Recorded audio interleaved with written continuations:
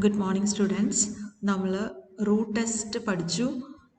Today we are going to discuss a corollary of this Cauchy's root test. Statement ഇങ്ങനെയാണ്: if you have a real sequence xn such that the nth root of absolute value of xn converges, that means it has a finite limit r, then according to the value of r we can conclude something.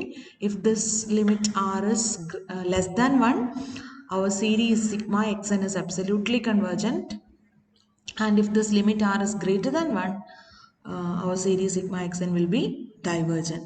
So that is the theorem, that is the corollary of this root test. So now let us try to prove this result. So given that r is the limit of modulus of xn raised to 1 by n.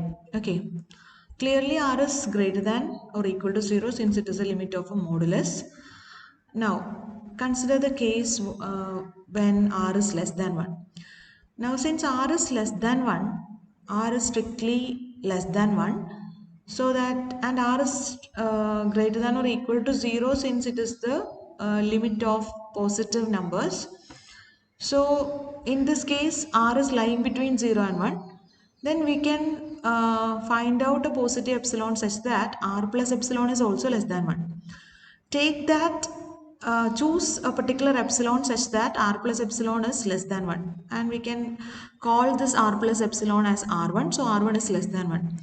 Then we are given xn, modulus of xn raised to 1 by n converges to r. So that by the definition of convergence of real sequences, we can say corresponding to the above epsilon greater than 0, there exists a stage m such that, there exists a positive integer m such that modulus of xn raised to 1 by n is lying between r minus epsilon and r plus epsilon after the mth term. That means modulus of xn raised to 1 by n is less than r1, and this r1 is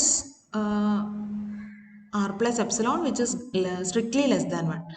Then by root test we can say conclude that modulus of the series sigma xn is absolutely convergent. Okay, ഇനി നമുക്ക് next case നോക്കാം. Case when r is greater than 1. Then since r is strictly greater than 1, we can find out a positive epsilon such that r plus epsilon, r minus epsilon is also greater than 1. Let it be r2. Okay, so that r2 is greater than 1. Then given that modulus of xn raised to 1 by n converges to r, so that corresponding to this epsilon greater than 0, there exists a positive integer k such that this terms of the sequence is in the epsilon neighborhood of r after the kth term. That means modulus of xn raised to 1 by n is lying between r minus epsilon and r plus epsilon, that is greater than r2 for all n greater than or equal to k, and this r2 is greater than 1.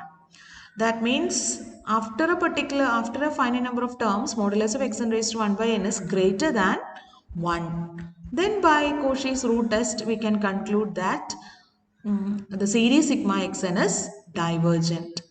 So this is the theorem. Sorry, this is the corollary of root test. Hope it is clear for you.